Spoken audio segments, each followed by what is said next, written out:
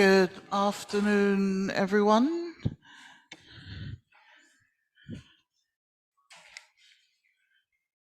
Let's make a start. I hope some of you have enjoyed your lunch or managed to grab a snack. So my name is Dee Woods. I'm from London in England, and I come from the UK member of La Via Campesina, the Land Workers Alliance, and I am the Western Europe coordinator, or coordinator, not coordinator, what am I thinking? Haven't had enough coffee. Yes, I'm on the coordination committee of the CSIPM and the co-coordinator of the Reducing Inequalities working group, which we have now changed to the Equity Working Group.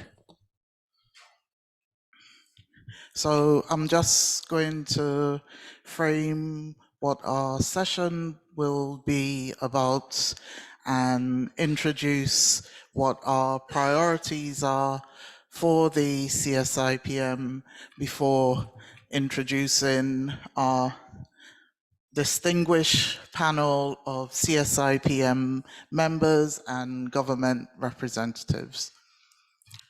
So earlier this year, I listened to a very inspirational speech by Kumi Naidu, and he asked, how do we turbocharge intersectionality in all we do?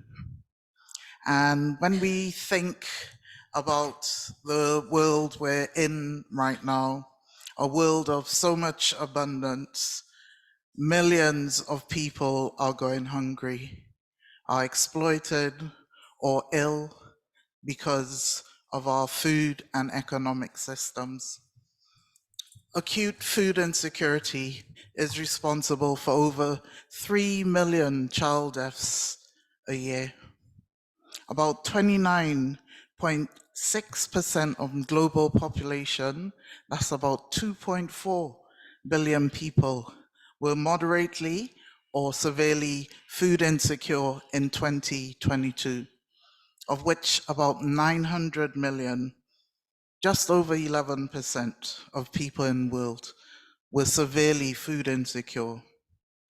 Worldwide, food insecurity disproportionately affects women and people living in rural areas to the alarmingly high maternal mortal rates in low and middle income countries. And this is in the SOFI 2022 report.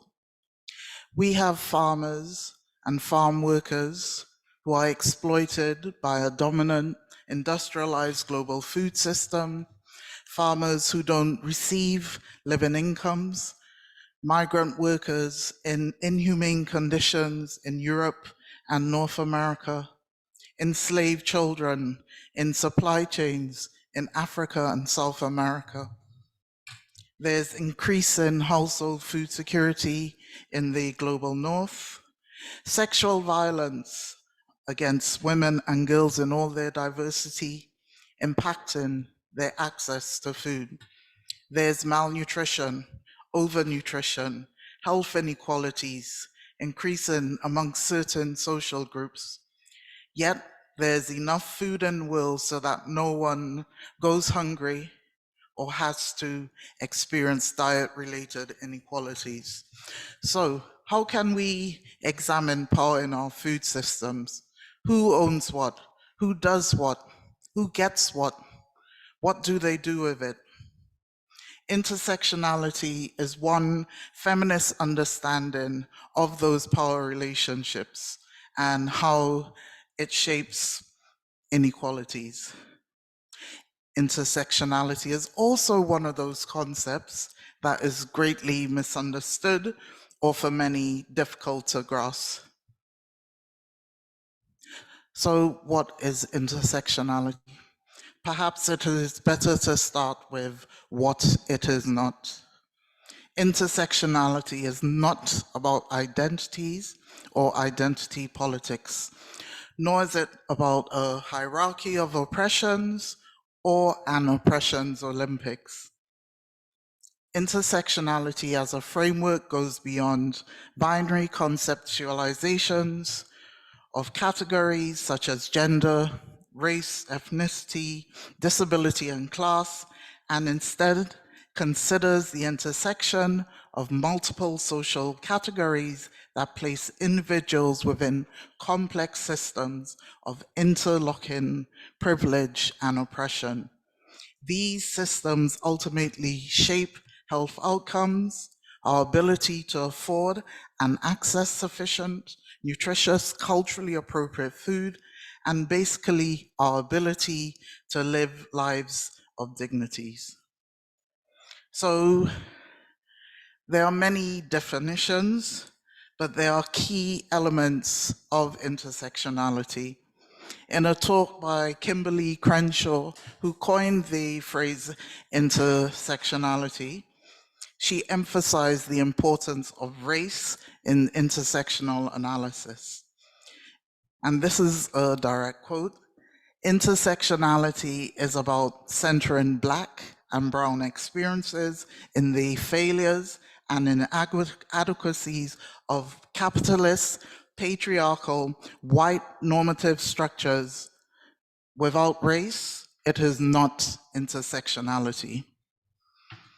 Without an investigation of the system of racialization and centering the experiences of racialized peoples, it is not intersectionality. A recognition that people's lives are impacted by the simultaneous membership of multiple interconnected social categories, and these multiple and intersecting discriminations and structural oppressions have a compounding effect. The interaction between these multiple social categories occurs within a context of connected systems and structures of power. For instance, laws, policies, governments, racialization, patriarchy, ableism, and so on. So that recognition of inequality of power is key to intersectionality. Structural inequalities reflected as relative disadvantage and privilege are the outcome of interconnected social categories, power relations, and contexts. So an intersectional approach analyzes the macro and micro causes of inequalities, where evidence and data should be put into context, including the historical and contemporary structures of inequalities in wider society and within local contexts. So we should be examining intersectionalities, the structural, political, economic, representative, and institutional. And we should be explaining and generating strategies that are inclusive and get to the root or underlying causes of the social problem or issue. Intersectionality challenges single issue or siloed organizing agendas, policy frameworks, and models by encouraging policymakers, advocates, organizations and NGOs, academics, community leaders, practitioners, and people with lived experience to look broadly at root causes of discrimination and equality. So the CSIPM has some initial priorities, but we are still analyzing and consulting with our many constituencies and regions. One of the major issues for us is the economic system that predominates. We would like a clearer understanding of the redistribution of wealth that includes a clear focus on access to and the control of resources. We also want to challenge the free market ideology by implementing more regulatory policies. There must be a focus on those most affected by hunger and malnutrition, those people who've been left behind, those people who experience chronic hunger, acute and extreme hunger or food insecurity, especially in fragile settings, in areas of protracted crises and of conflict. And these are increasing daily and globally. We must also include vulnerable groups, in particular older people and persons with disabilities, which have not been recognized in this current HLPE report. And we're looking forward to racial equitable policy proposals which must emerge from the analysis on racialization and colonization in the report. There are many countries where hunger is widespread, but where data is insufficient to properly rank them on global hunger index. There are also data gaps with regards to gender and race, which are crucial to developing equity transformative policies. And underlying all this, we need a human rights-based framework to ensure that we can realize all our rights to food, water, land, housing, social protection, health, freedom of speech, decent work and workers' rights, because all rights are indivisible. And we also need a thorough economic paradigm change without which these inequalities cannot be structurally overcome. We also recognize that there will be barriers to participation in this open-ended working group process. Firstly, the lack of translation services will impede full participation of the CSIPM. This is in itself a reinforcement of inequalities between and within regions and countries, giving privilege to those who speak and read English. Secondly, the program of work is very tight, especially in time between negotiations. This will be extremely difficult for the CSIPM. We will be unable to have meaningful participation by CSOs globally because of the lack of time to analyze and respond effectively. So let me briefly introduce our speakers. We have Leonida Odongo from the CSIPM Women and Gender Diversity Working Group, Ariel Molina, who's part of my co-coordinator and the CSIPM Equity Working Group, and I am pulling up my notes. Hang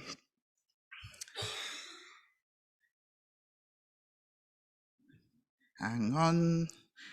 Cecilia Elizondo, State Representative from Mexico.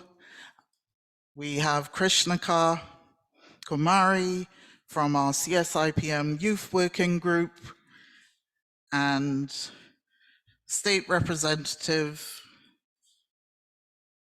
I get better at notes, Renato Domit Godinho, and online we have Semel Esim from the International Labour Organization. So I'll now hand over to Ariel Molina, who will give us a short presentation.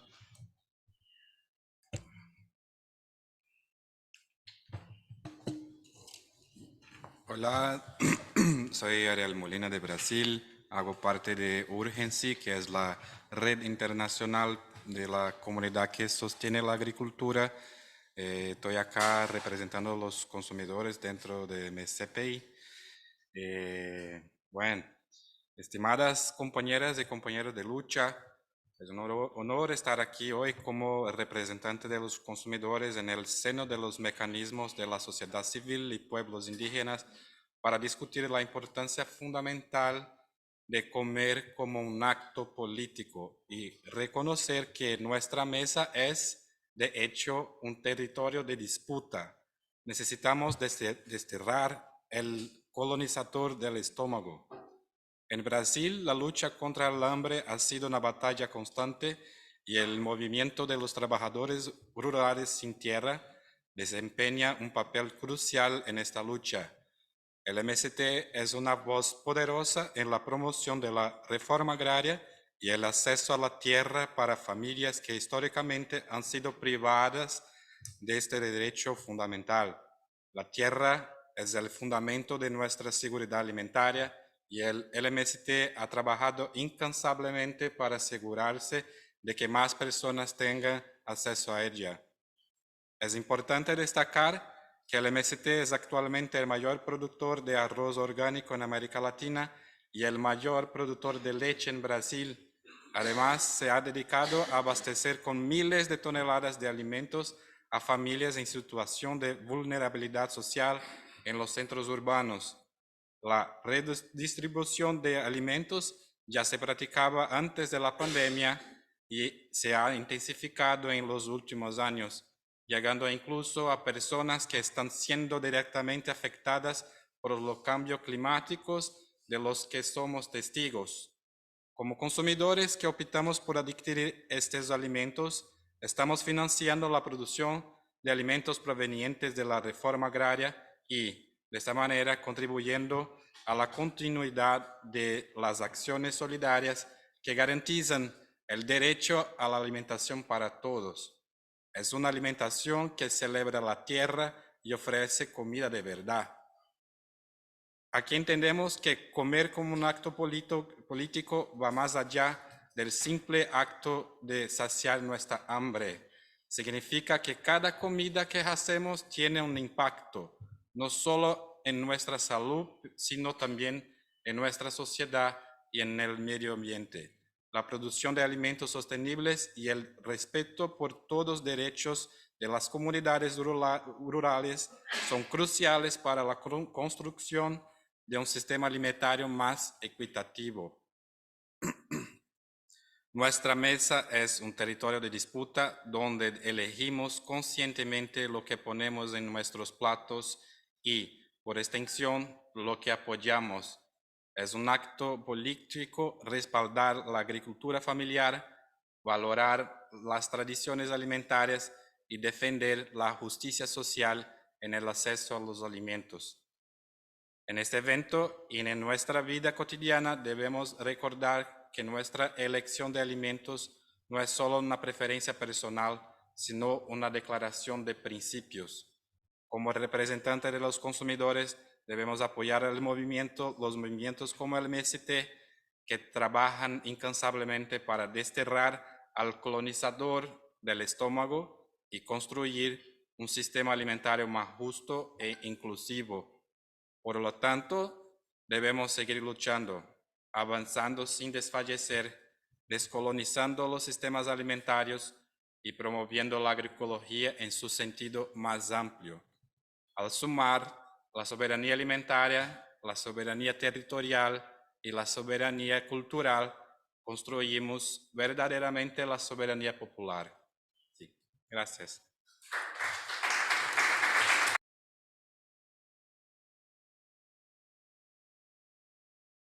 Thank you, Ariel. I'd like to invite Krishnakar next to share what he learned from the lessons on the youth process and what we can bring into this process. Good afternoon, everyone.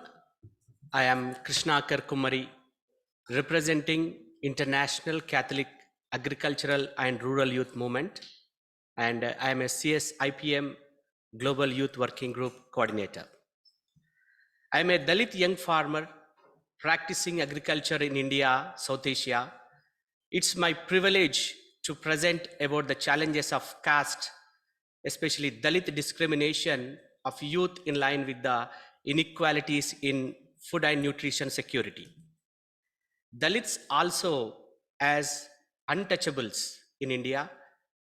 We are all category of the lowest social group in hierarchy of Hindu caste system. The word Dalit means oppressed or broken and defined as scheduled caste in the Indian constitution and provided reservation to achieve equality. But this has not translated into ground reality. As caste discrimination continues, there are currently around 166.6 billion Dalits in India and largely in menial professions like scavengers and sanitation workers, in temporary and agriculture laborers. Dalit youth and women face triple oppression due to caste, their economic deprivation, and their gender. So poverty levels of in India, the tribal population is 81.4 percentage and Dalits are 65.8 percentage in India. So the major challenges of youth in caste discrimination in India is the lack of social recognition. So here I am very happy to sit equally with everyone, but in India, the caste, the Dalits people is not allowed to sit equally. They are discriminated, they have to sit on the floor. This is the reality even then in this digital world, in this globalization. So the youth in caste discrimination, we are facing lack of social recognition, lack of access to the land, and the migration is a biggest challenge because the youth don't have a good jobs in the rural areas and they migrated from rural to urban, and when they will come back from urban to rural, they are unable to get the land because MNC companies are grabbing the land from the rural and poor people in Dalit sectors. The discrimination in all areas and access to avenues of social development, example education, jobs, etc. Resistance and violation of Dalit youth marries an upper caste. Lack of access to the market and supply chains, land grabbing, and upper caste are landlords. So barriers to be promotions in jobs due to caste factors, lower costs often face discrimination in the job market, with their higher cost being preferred for the employment opportunities. Dalits in particularly are often relegated to low paying and menial jobs and are excluded from many professional fields. So even if Dalit youth are able to acquire some level of economic development, they continue to face social discrimination. So these are all the realities of the caste in India and some of the other third world countries also. In this junction, we are strongly proposing caste issues and remedies is needed to include in reducing inequalities in food and nutrition security document in line with the human rights perspective. Thank you very much.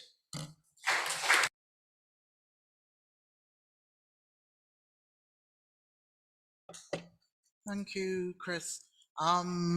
Next, we have Leonida Odongo, and we would like you to look at the inequities that lead to discrimination and inequalities in the food system from a gender lens, but also looking at fragile settings. And I think you have a presentation prepared.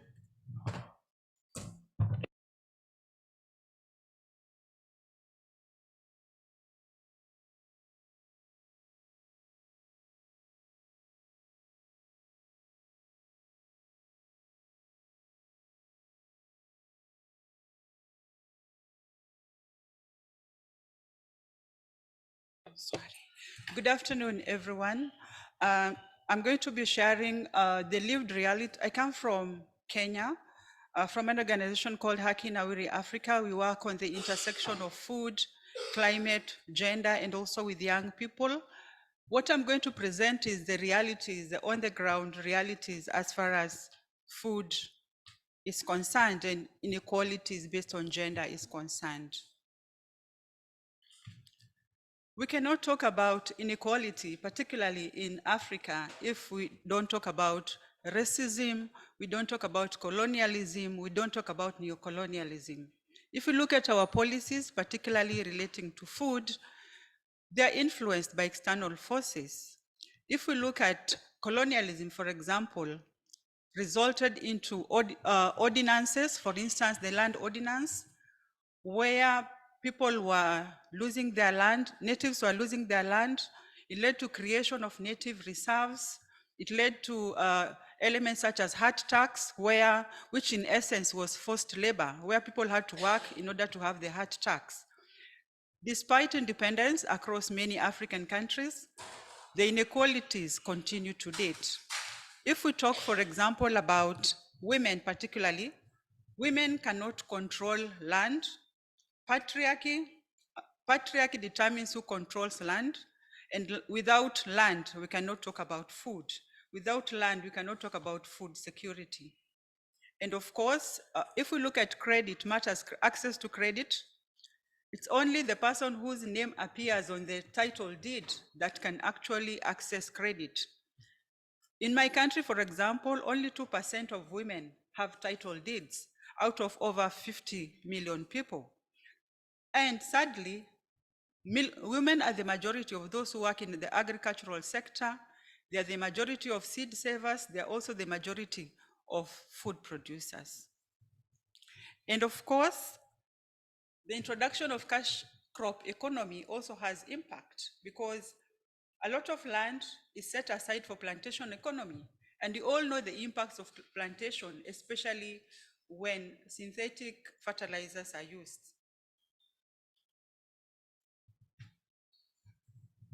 When we look at patriarchy, access to land, as well as food production, as I said before, women produce the food, but it's men who decide the pricing of the food. It's men who decide how much the products will be sold. And we've had instances where women become victims of gender-based violence because they question the farm produce. And this is very evident in many countries. Women have lost their lives, they've lost their limbs because of asking questions about food. And of course, coupled in all this, there are different forces, for example, corporate capture, which is negatively impacting, particularly in Africa. As you may all know, Africa is the new frontier as far as dumping of used products. Africa is the newest frontier as far as technology is concerned, and we all know that the technology is there, but it's not, patents don't allow for technology transfer.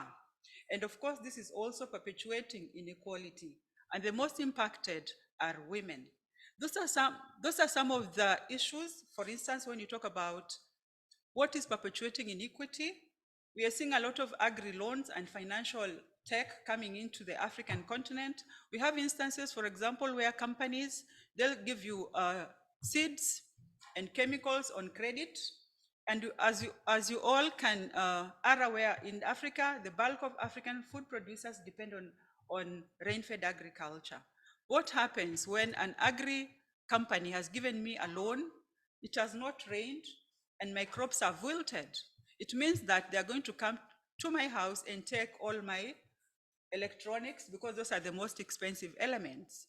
And this, in essence, instead of these agri systems, instead of improving the lives of women, they're actually making women become poorer. We have another challenge of genetic modification, plantation economy, and the inherent problem of monocropping. And of course, women are more vulnerable to diseases, especially because of pesticides.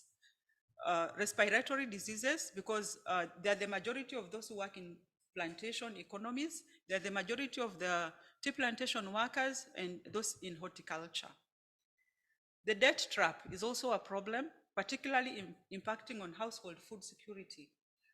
You find that with rising debts in Africa, we can't pay our loans using our local currency. For example, Kenya cannot pay loans using Kenya shillings. It has to be converted into dollars or euros for us to pay the debts. And what does that do to our food systems? It means there's an increase in taxes, and families have to look for other means of survival, with people not eating 3 meals a day, or families having to skip meals. We had an incident, for example, in Kenya, where there was a mother who cooked stones, stones, boiled stones for her children, just to make them believe that there is some food that is going to get ready, and the children were lulled to sleep because they kept thinking that the food is going to be ready. And these are the realities, and this particularly happened in Kenya. We're also having a challenge of land grabs, as well as the international system is not equal. There's a power imbalance where Africa is conditioned to be primary food producers, whereas we import finished products at higher prices. And who pays the price? It's women and girls. That is a scenario of how the food situation is getting in my continent and amongst several countries. Our plates are getting emptier, and the price of food is getting higher. And this is interlinked to a situation of rising climate change. If you look at the IPCC report, Africa is in that report as a continent that is adversely impacted on by climate change. If you look at the SOFI report, as far as food is concerned, almost all African countries are on the hunger map. And yet, this is a continent that has the best climate, the best soil, and the most youthful population. What needs to change?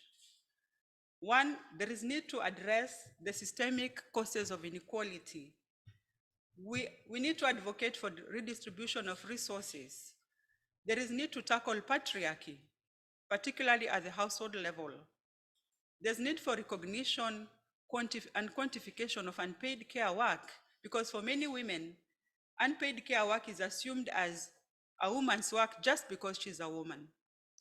There's need for reparations, particularly because of things like slavery, things like colonialism, because colonialism was actually exploitation, not only of labor, sweat and labor, but also of resources. And you are seeing this continuing today through neocolonialism.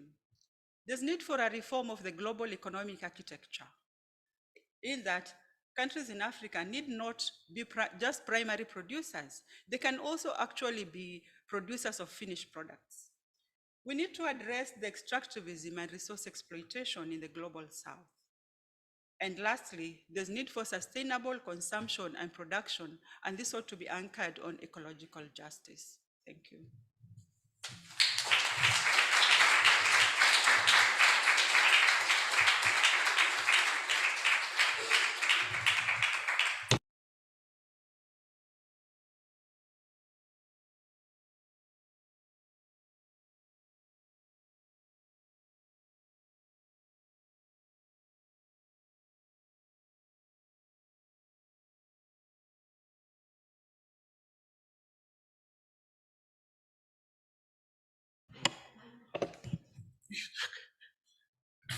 Sorry, I should know this. So next we have Cecilia Elizondo. From your government's perspective, what do you think are the biggest causes of inequality in food system and biggest challenges to implementing effective policies to reduce it? How can policies be shaped from an intersectional lens to achieve meaningful equity in food system?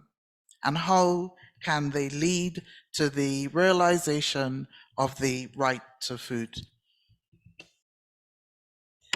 Muchas gracias por la invitación para estar aquí.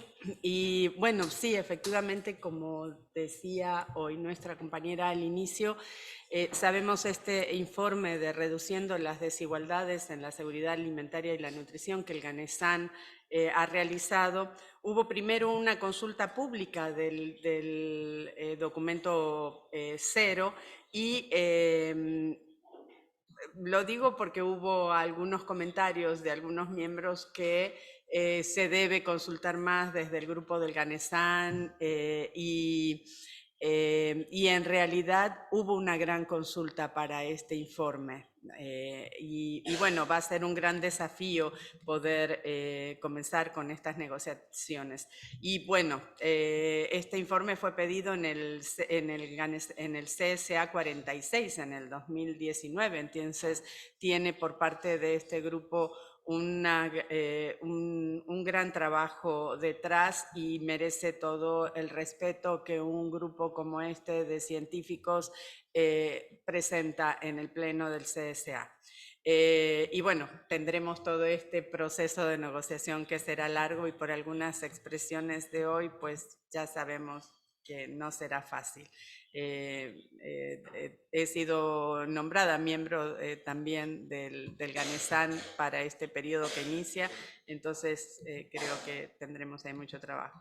Sabemos, bueno, que las múltiples crisis que estamos viviendo, como fue la pandemia de COVID-19, luego las guerras que se están sucediendo, como Rusia y Ucrania, ahora Israel-Palestina, sumado con los otros conflictos armados de los cuales casi ni se habla, como Haití, Sudán, entre otros, y se suma a ello las migraciones en diferentes partes del mundo, los impactos de los eventos naturales, los terremotos, inundaciones, sequías, todo ello con impactos acumulativos.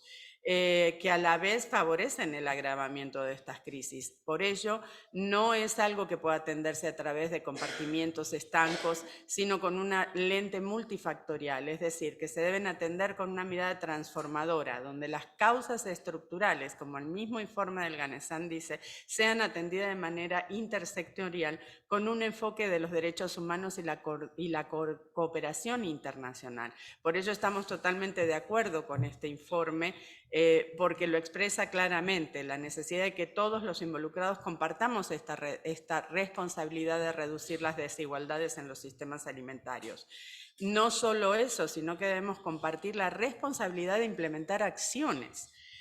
Sin embargo, y debo decirlo porque se ha expresado por diferentes países y agencias y el mismo relator de Naciones Unidas del Derecho a la Alimentación, y por nuestro mismo jefe de la Delegación de México, el subsecretario Víctor Suárez, no podemos lograr tener una transformación de estos sistemas alimentarios con equidad si no se respetan los derechos humanos y fundamentalmente, en primer lugar, el derecho a la vida. Mucho menos si los mismos países que hoy debaten sobre cómo encontrar una salida a la crisis alimentaria siguen financiando con miles de millones de dólares y euros a la guerra y compra de armas.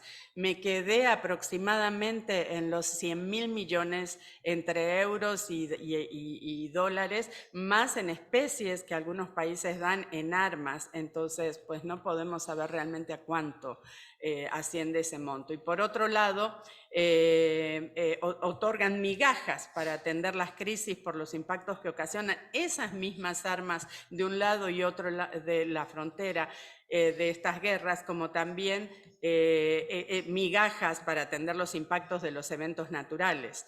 O por otro lado, gastando también miles de millones en construir muros y no queriendo invertir en apoyar el establecimiento de programas que mejoren las condiciones de vida en los países donde la gente se ve obligada a migrar por no tener oportunidades. Y hablo de todas estas situaciones de crisis porque en diferentes estudios de interseccionalidad en el ámbito mundial se observa que estas condiciones nunca son indiferentes al género, porque de manera histórica, como también comentaba la compañera, las emergencias ambientales, guerras o crisis humanitarias impactan de forma diferenciada en mujeres y hombres. Se ha identificado que la pandemia de COVID-19 ha tenido un mayor impacto en las poblaciones más vulnerables, entre ellas las que se encuentran las mujeres, niñas, poblaciones originarias, comunidad LGBTIQ+, migrantes, profundizando significativamente las desigualdades socioeconómicas, sanitarias, ambientales, de género y étnico-raciales que estructuran el sistema neoliberal, patriarcal y colonial en el que estamos inmersos. Y desde la perspectiva analítica de la interseccionalidad, estos factores mencionados interactúan entre ellos adoptando formas diferentes de discriminación.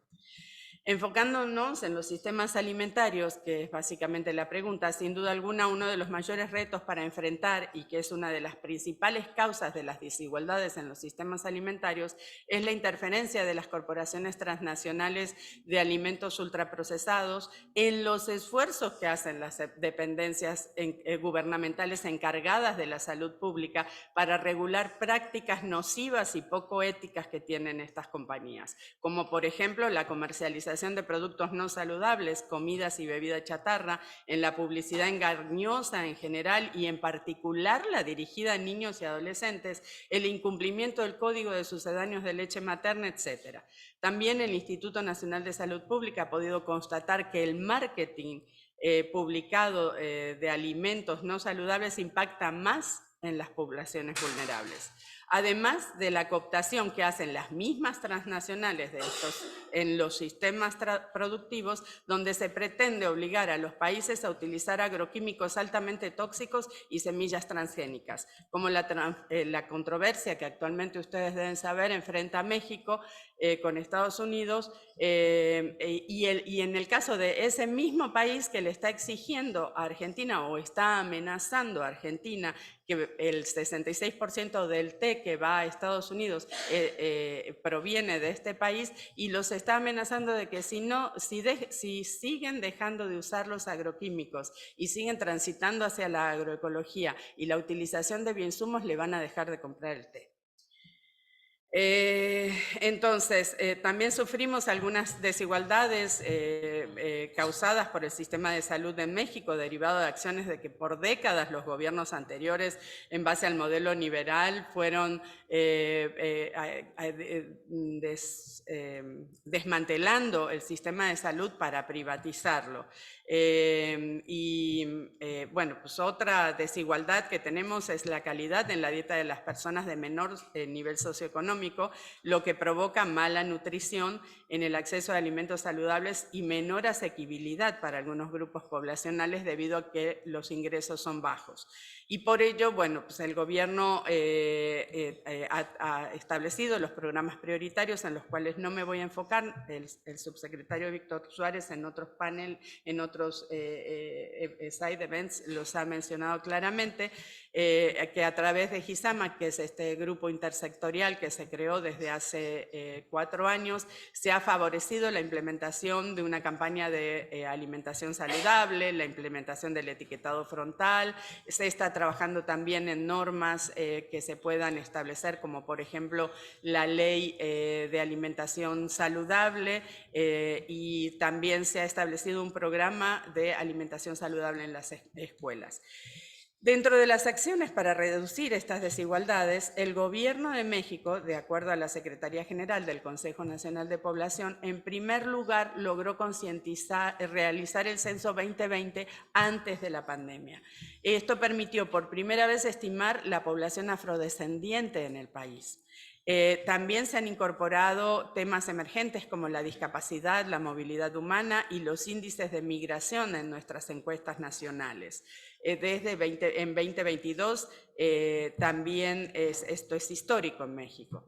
Y entonces esto identifica la organización social, también la encuesta nacional para el sistema de cuidados, esta se hizo en 2022, e identifica la organización social del cuidado y del desarrollo de un sistema nacional de cuidados, en donde se mostró que las mujeres en México son quienes más realizan estas actividades de cuidado, y que coincide con lo informado por muchas investigaciones al respecto, que también tiene que ver con estas desigualdades que se suman también al género. Se han hecho encuestas sobre discriminación y otras sobre envejecimiento, sobre diversidad sexual y de género. Hoy sabemos, o sea, esa se hizo en 2022, hoy sabemos en México que, que 1 de cada 20 mexicanos y mexicanas se identifica como LGBTI, más en las nuevas generaciones la apertura es más notable, los jóvenes entre 15 y 19, el porcentaje de población LGTBI más es del 15%, más del 15%, y en los grupos de 60 años y más un 9%. Pero bueno, entonces también lo que se ha pensado como un sector fundamental es las escuelas. Entonces se ha hecho un cambio en la base de formación de las personas, desde la escuela en todos los niveles. Ir hacia una educación de calidad para todas y todos. Se ha visto cómo la tecnología también ha marcado grandes diferencias entre quienes tienen acceso o no al Internet, y se quiere atender las necesidades tanto de niñas, niños, adolescentes, mujeres, hombres, adultos mayores, porque siguen persistiendo estas grandes brechas de desigualdad, sobre todo en las áreas del sector rural. Por eso se hizo también el programa Internet para Todos, para que puedan tener acceso gratuito de Internet. Ya se lleva en un 85% la implementación de este programa. En un contexto, la pandemia se dio en un contexto mundial de desigualdades sociales y económicas y brechas digitales y de género, de cambio climático y de despojo de grandes territorios. Y ese distanciamiento social nos forzó a reducir estos encuentros personales, y este poco acceso a la tecnología nos mostró toda esta parte, ¿no? Entonces, bueno, se han hecho programas para que los jóvenes también puedan volver a la escuela. Fue muy difícil después de la pandemia, pero se está llevando adelante a partir de que se estableció en la Constitución de México en 2019 el derecho a la educación. Y entonces un nuevo modelo de desarrollo basado en el bienestar de las personas, un nuevo plan de estudio para la educación preescolar, primaria y secundaria que reconoce la diversidad lingüística, histórica, intercultural, territorial, sexual y de género en el país. El currículo de la nueva escuela mexicana busca promover una educación que forme ciudadanos y ciudadanas capaces de construir relaciones para el bienestar, que promuevan un buen trato, el profundo respeto y aprecio a la dignidad propia y de las demás personas. Entonces, esta crea un nuevo paradigma educativo, un modelo que reconoce que en la vida escolar hay personas de diferentes pueblos, grupos y comunidades con distintas condiciones de salud, migración, orientaciones sexuales, identidades de género y estilos de vida, donde se expresan lenguas de diversos grupos étnicos y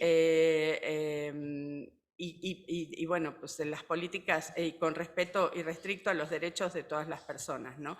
Entonces, la escuela no solamente debe promover y brindar esta parte de acceso a la tecnología y a la ciencia y a las humanidades y demás, sino que debe promover estilos de vida saludables, el respeto a la naturaleza, el buen trato hacia los demás, evitar comportamientos depredatorios y colonialistas, así como actitudes racistas, discriminatorias y machistas. Las relaciones escolares deben ser libres de cualquier tipo de violencia, discriminación, abuso, acoso físico, psicológico o sexual. Esto también se abrieron los servicios de educación especial, se atienden a personas con discapacidad, con dificultades severas de aprendizaje, de conducta o de comunicación, o con actitudes sobresalientes o talentos específicos o condición de espectro autista. Hay atención de la población escolar migrante que asiste a la educación básica, para lo cual se cuenta con un programa de atención educativa en la población escolar migrante, y mediante el programa de atención a la diversidad de la educación indígena se proporciona apoyo a las escuelas de educación indígena para lograr con atención, lograr atender adecuadamente a estas poblaciones. Entonces, pues bueno, también desde el Consejo Nacional de Ciencia y Tecnología se creó una nueva empresa que es Innova Bienestar, una empresa paraestatal mexicana para el bienestar y la calidad de vida, enfocada en elaborar todos estos equipos para personas con discapacidad que puedan tener acceso a menor costo. Entonces, para terminar, de alguna manera, México está una vez más poniéndose a la vanguardia en lo que este informe que el GANESAN nos presenta nos da. Primero, el reconocimiento, saber dónde tenemos estas discriminaciones, dónde tenemos estas desigualdades y a partir de allí, entonces, involucrar en la atención de todas estas desigualdades a todas las áreas en la política pública y en la redistribución, un giro en las políticas públicas y la redistribución de estos apoyos en los diferentes programas. Es posible hacer este tipo de programas de manera conjunta, no tenemos que quedarnos con el discurso de que no se puede o que no se necesita dinero. El dinero se puede redistribuir en nuestros países cuando se acaba el conflicto de interés con las transnacionales. Gracias.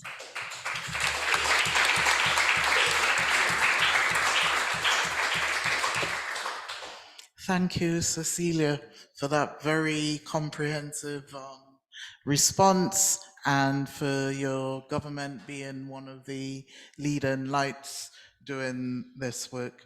Next up, we have Simel Essim joining us online.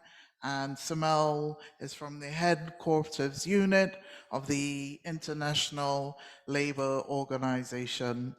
And to you, Simel, how Thank do you very much. Can you decent hear work? me? Yes, we can hear you. Could you And turn off your mic maybe because I'm hearing echo. okay, because I'm going to ask you the question so people Okay. know what you're talking about, Okay. and then I'll switch off my mic. How do decent work and workers' rights drive the fight against inequalities? And how can the conclusions of the 2022 Decent Work and Social Solidarity Economy become drivers of the reduction of inequalities? What state action is needed? Sorry, 3 questions in one. And how many minutes? 5? About 5. We could go a bit Okay. over, but 5, Okay. please. Thanks. Okay. Thank you for the introductions. I actually wear the hat of ILO co-op, but I also wear the hat of the co-chair of the UN Task Force on the Social and Solidarity Economy, which is marking its 10th anniversary this year. And you may say, what is this terminology again? The UN coming up with new terms, but in fact, the social and solidarity economy is very much a grassroots social and people's movement-based terminology, like the popular economy, the solidarity economy. These are very much, in fact, from traditional organizations that serve, that are value and principle based and that serve both economic, social, and in many cases, environmental perspectives, and are very prominent in, of course, rural areas, vulnerable communities where, of course, spatial inequality between rural and informal is one of the many layers that you and speakers before me have been talking about. And to unpack social and solidarity economy entities, we're talking about agricultural cooperatives, self-help groups, women, community forestry, fishery associations, producers, peasants organizations, and indeed, these are very prominent among vulnerable, disadvantaged communities. In regard to the ILO, the International Labour Organization, which is about decent work and social justice, the decent work deficits are most prominent in rural areas where informality is also very prominent. And by informality, we are talking about not having proper contracts or consistent incomes and access to resources. So what has been happening in the last couple of years is that there is at the International Labour Conference, which it was formed in 1919 after the First World War, with the premise of there's no peace without justice, without social justice. The idea is also the response to how to build that kind of social justice is very much through solidarity.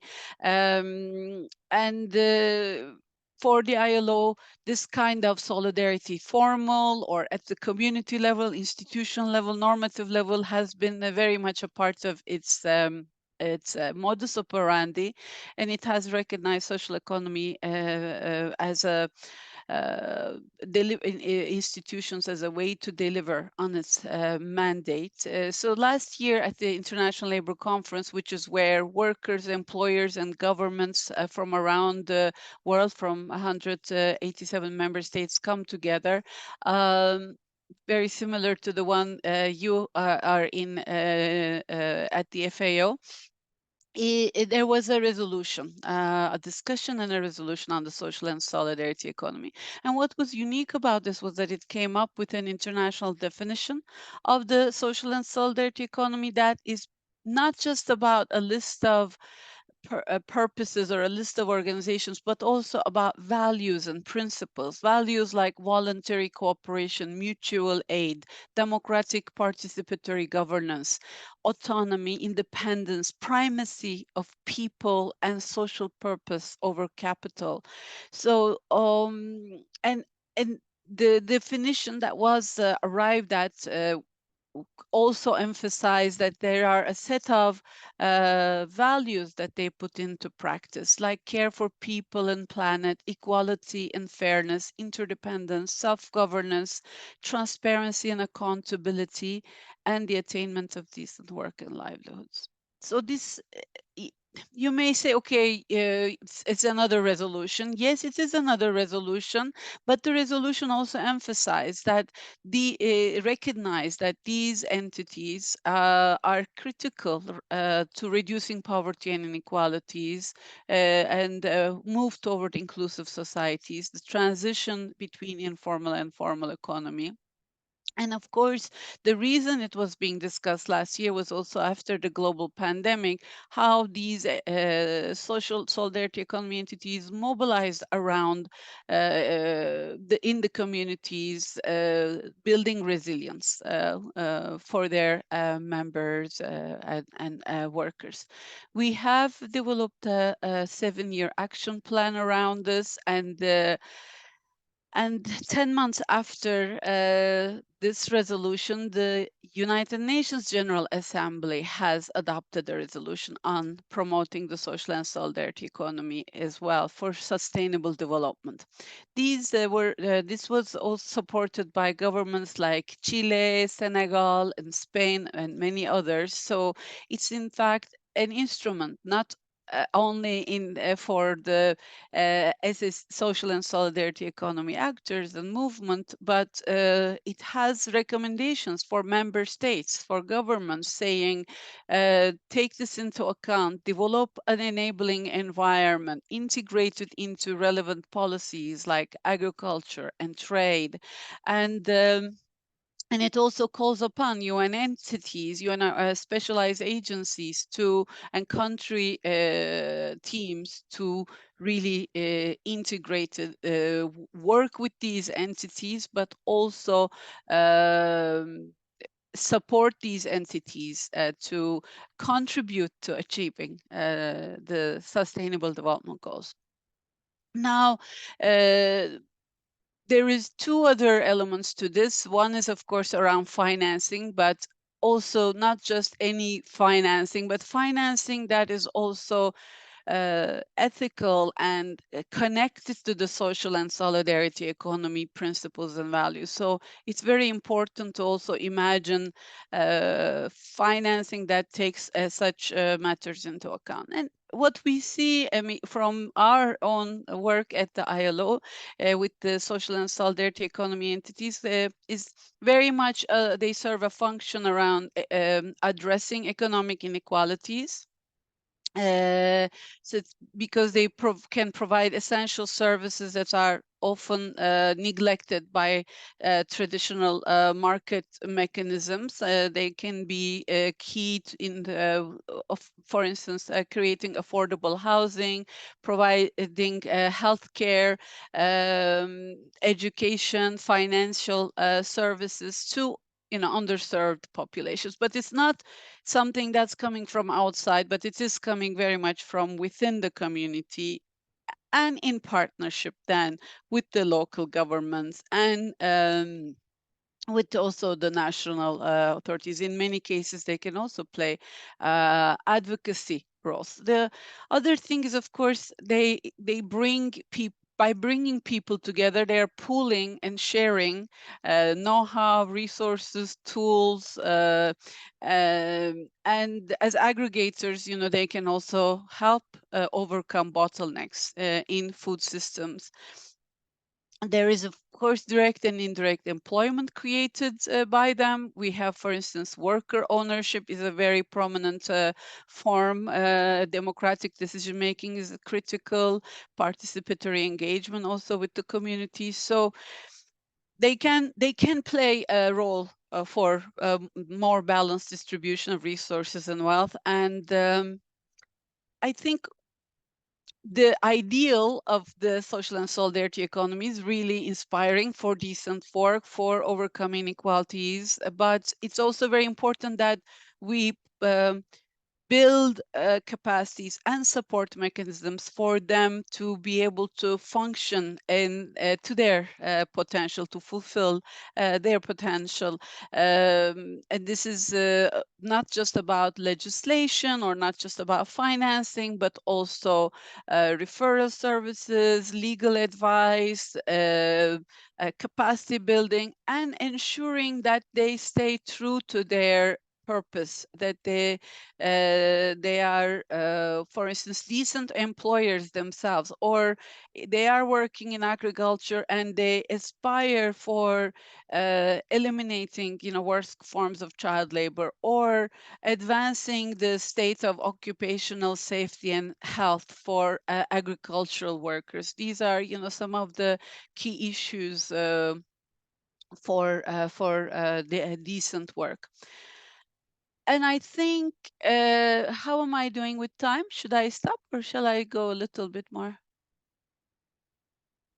You can continue for a couple more minutes. Okay, I'll do a couple more minutes. And then on the, I think, social inequalities side, yes, many of these social and solidarity economy entities start with the economic purpose, but also serve social ones. For instance, a fishery cooperative in northern Sri Lanka will reinvest its the surplus that it generates into the repair of the local school or community development projects. And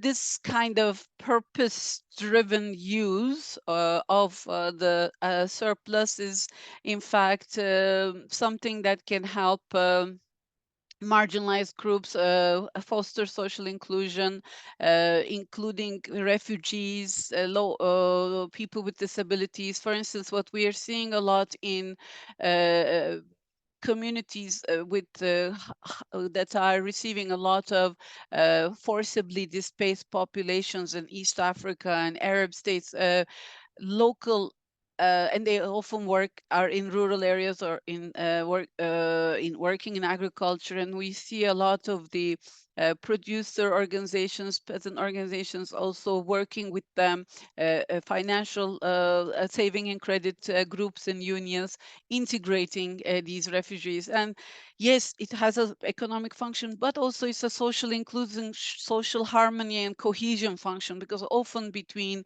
low-income host communities and also very vulnerable refugee communities, there can be a race to the bottom and heightened tension. So this kind of collective action and mutualistic, solidaristic organizations can really also help on the social cohesion front. And of course, the Sustainable Development Goal 16 being one of the least let's say, least adhered to, the one that where we need to do most progress in, can also be served with these.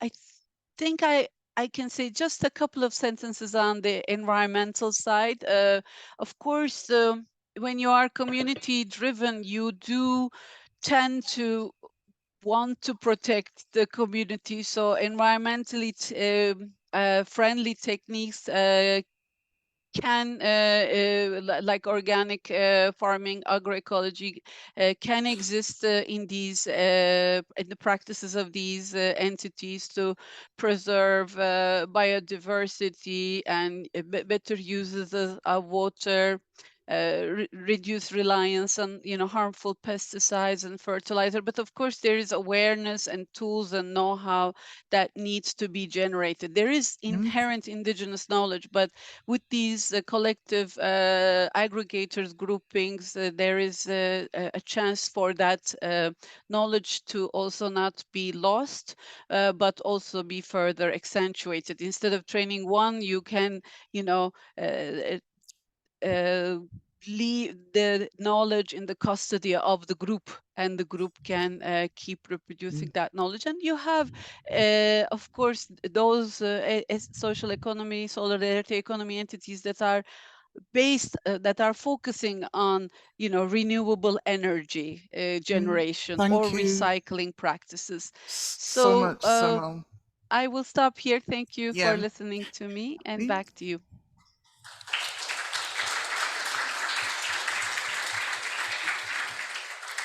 So I'd like to give the floor now to the state representative from Brazil, Renato Domingo Godinho.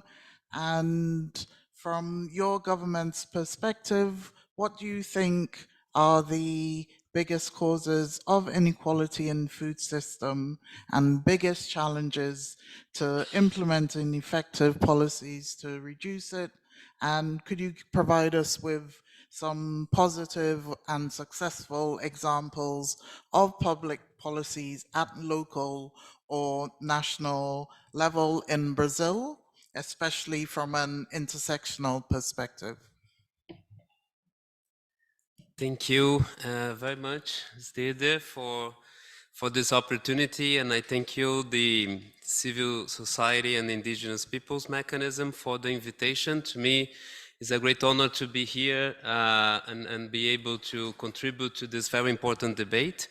It is also personally very, very valued to me, this opportunity to be here in the CFS, which I had the privilege to work in its governance as permanent alternate permanent rep of Brazil in the Bureau 11 years ago during the reform process, and see and come back here in a different role and see that the CFS is still enabling precisely this kind of debate, which is not a loose-end debate, but within a structured process where there is an HLPE report, there is consultations, there is position taking from the countries, from civil society, all legitimate, and turning up into recommendations.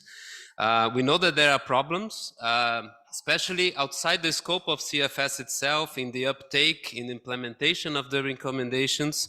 But you have to understand this is a continuous building process of international governance, and it's very heartening to see that after so many years I've been left out of the discussions, we can see still this mechanism enabling discussions such as these.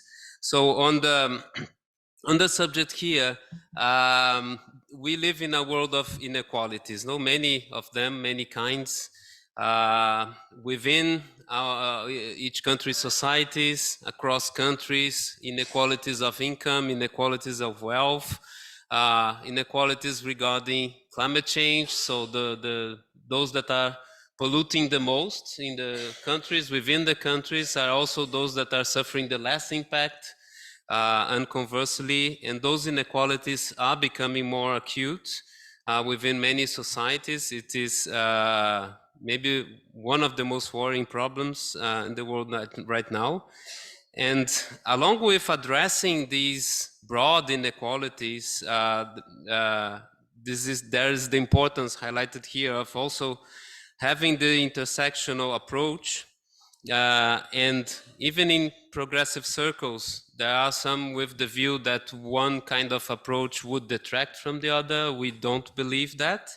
In our government, on the contrary, we think those approaches are mutually reinforcing. So trying to address broadly inequalities, at the same time trying to address multifactorial causes of poverty and inequality, including gender, race, territory, background, migratory status, cultural aspects, caste, as Mr. Kumari here reminded us. So I can say that in the government of Brazil, at least the term intersectionality is not very well used, but from what I heard here, I do understand that the concept itself is being applied even not under that label. But the challenge is how to translate that, which hearing you, Ms. Deirdre, is a quite complex concept. The trick is how to translate it into concrete policies, no? And cutting through the complexity and achieving at concrete policy instruments in the ground that can address at least some progressively these causes, these factors, and makes an improvement of things. So Brazil, and maybe I'm a bit suspect, no, not the one to talk about this, but Brazil used to be quite a leading country in this approach. Unfortunately, the last decade or so, we have gone through political going backwards in our country in a way that our previous government and administration jeopardized many of these interrelated programs, the governance structures, the councils that were established to address precisely this kind of issue. And as a result, could even be put as a case study, because as a result, we could see that those programs, they are working for something, because after they were discontinued, we could see poverty increasing quickly, in the sense that in the beginning of this new year, with the launch of the last SOFI report and Brazil's own inquiries and surveys, you can see 125 million people in some degree of food insecurity, and 33 million of them in a severe degree of food insecurity. Brazil, as our minister said in the plenary on Monday, is back to the UN hunger map after having left it in 2014. And it will be a great challenge, but now there is a vow. And happy to say that Brazil is back, as we are using to say in different international fora throughout this year, vowing to take Brazil off the hunger map again. And for that, a number of actions are being undertaken. And I think very key to the debate here was the recognition from President Lula of the specificities of the forms of discrimination and inequality that led to the creation of actual ministries for several of those forms. So a ministry was created beyond the Ministry of Human Rights. A ministry was created specifically for indigenous peoples, for women, and for racial equality.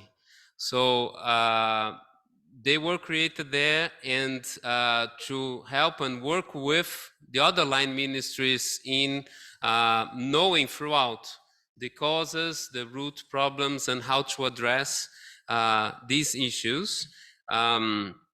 Even on solidarity economy, Ms. Simel from ILO reminded us of this concept, and I can say that it is very well known in Brazil, so it causes no strangeness at all. And a week ago, by the way, a national council was reinstated on solidarity economy, so that the work can resume on that. So, but not only the specific ministries, but the understanding is that these concerns should be embedded on the policies from all ministries, including my own. So I'm the international advisor in the Ministry of Social Development. And I can say that in our policies, and I brought, there are only a few copies, if you allow me a bit of propaganda. I will leave here, if there is any interest, English booklet, a few copies of the policies from our ministry, several of which have actions specifically to address these specific different kinds of inequalities. But beyond our own ministry, the chambers, like the National Food Security and Nutrition Chamber, was reinstated with 24 ministries now, even broader than before. The National Food and Nutritional Security Council with civil society participation. So like Cecilia from Mexico also talked about these interministerial chambers that are now reinstated in Brazil. And those chambers are already working and announced the new Brazil Without Hunger plan. This is a very broad plan with 3 axes. The first on income poverty reduction and promoting citizenship. The second one, food security and nutrition. And the third one, for social engagement and participation. So this is a broad plan encompassing more than 80 programs and actions and services articulated under those 24 ministries. And many of those programs, most of them actually, have specific actions or differentiated actions for marginalized vulnerable groups. So there are in this plan 100 targets and indicators.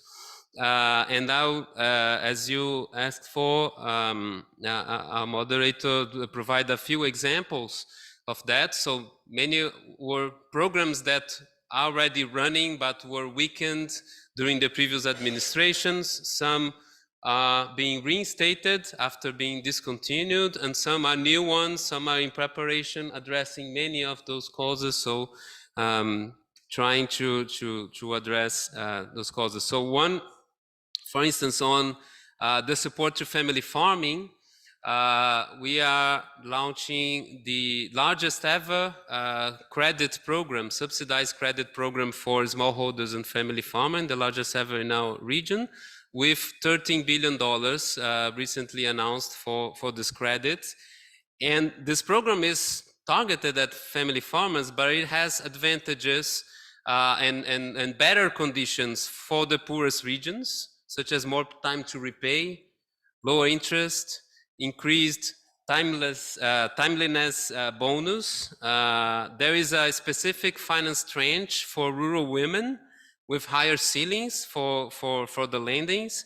There are special conditions for the quilombolas, those that were the ancient slave settlements that were freed, settlements from agrarian reform. So they're all contemplated for their specific needs in such program.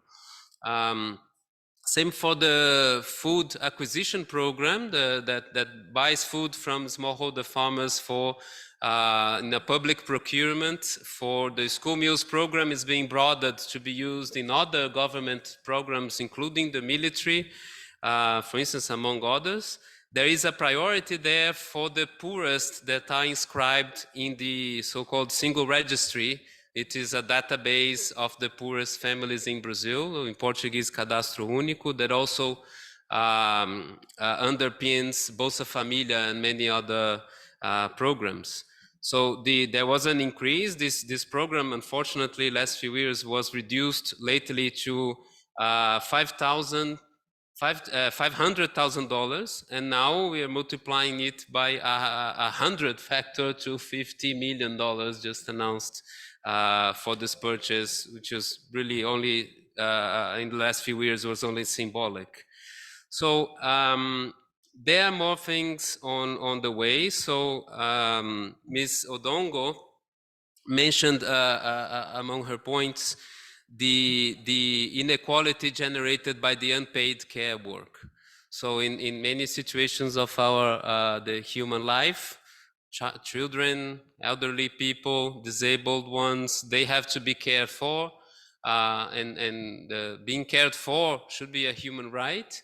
But at the same time, those who provide that care, many times they are unpaid, and most of the times in many cultures, including in Brazil, they are women. So they have to care for their fathers, their grandparents, their small kids, and in some cases they have to resign from career opportunities and others because of this and because of lack of state support.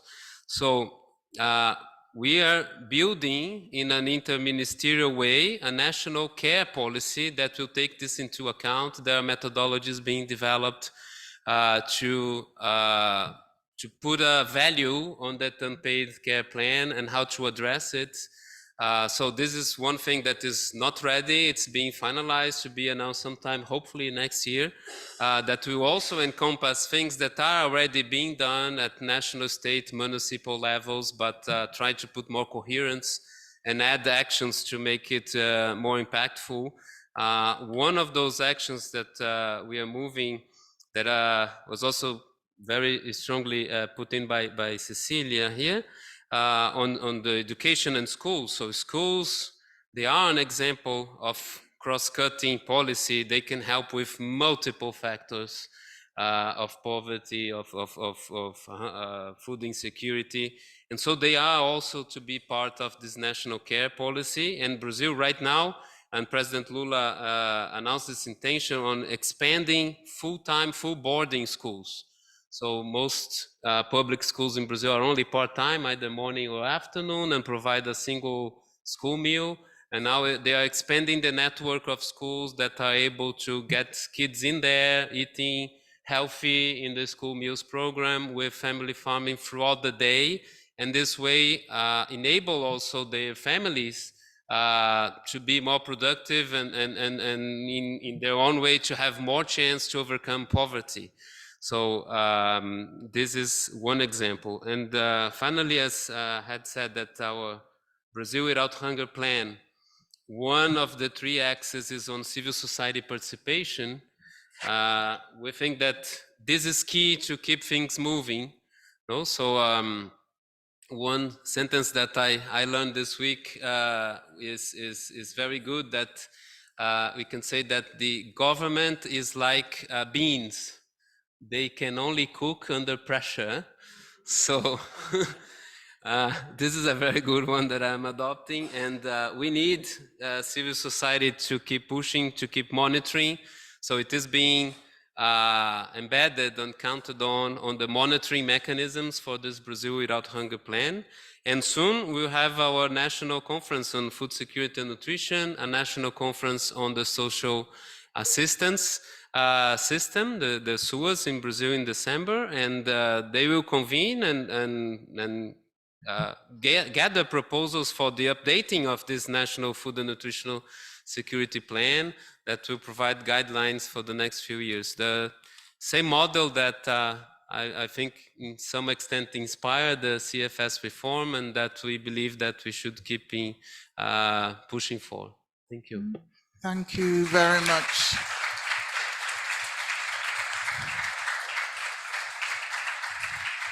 And thank you everyone for coming and for staying a bit over. Thank you to the translators.